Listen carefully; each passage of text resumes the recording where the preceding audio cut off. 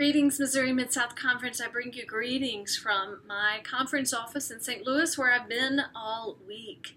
I wanted to share with you that next week, Monday afternoon through Wednesday, I will be representing you in Cleveland at the National UCC office, where I have been asked to serve on a task force for the United Church Board, which is like the board of directors for the National UCC, of which our own Wes Hurt from Christ the King Church in Ferguson, Florissant, is a part of the United Church Board.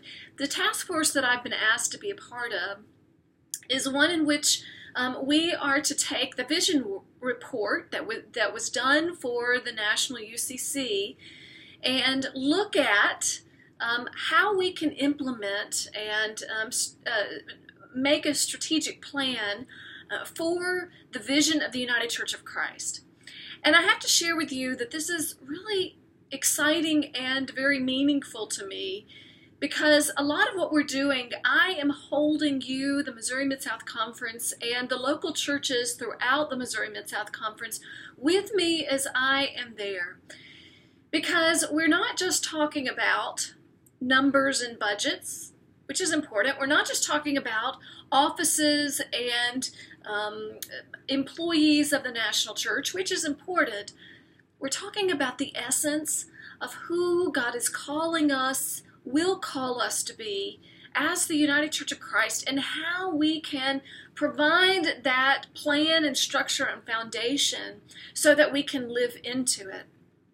And what I think about as I'm preparing for being in Cleveland next week is that in many ways, this is what all of our local churches are doing as well. Whether we name it as a visioning process, whether we name it as we are looking at the next 5 years of who God is calling us to be, the decisions that we make and how we live and function and worship really is about how God is calling us to be and serve and love, not only now, not only last year or 150 years ago, but who is God calling us to be in the future? And that is both exciting and scary as anything, because it would be one thing if we knew, if we had the map in front of us that says, in 5 years, you are going to create this new ministry and it's going to be exciting and it's going to be wonderful. Well, then, of course, we would all live right into it and say, yes, we're going to do this. We're going to take the risk. We're going to engage ministries in that way. But that's not how life works. We have to listen. We have to open ourselves. We have to trust that that step that we take out in faith that may feel like we are stepping out into nothingness and we are risking everything, we have to trust that God is with us. And we have to trust that when we fail, God is still going to be with us. And that part, for me, that's what is so exciting about being the church today. We have these opportunities to really live into who God is calling us to be if we are willing to trust and step into that. Now, I'm not saying that because of that we should build up lots of debt and spend lots of money that we don't have. No, I'm actually saying the opposite. This is the moment where we can be creative, when we have to think outside of the box and do different things in order to live into who God is creating us to be, if only we take the first step. In one of those areas that I am seeing is that we have a number of our churches that have either voted to begin the open and affirming process in their local church setting, or they have just gone through the open and affirming process and they have voted to become open and affirming. Now, I know that for some of our churches and folks, To talk about open and affirming is very scary. Don't talk about it. We might have people that leave. And I get that. That is a very difficult and sometimes very scary possibility.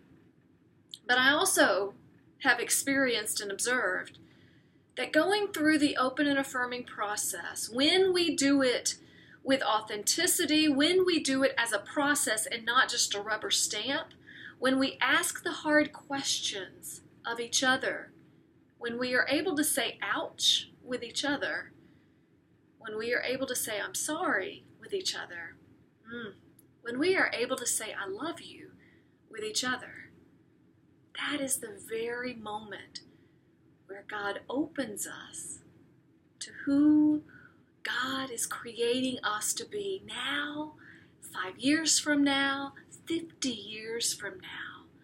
And the open and affirming process gives us that opportunity to trust, to take that step into what may feel like nothingness and what may feel like the most dangerous thing ever.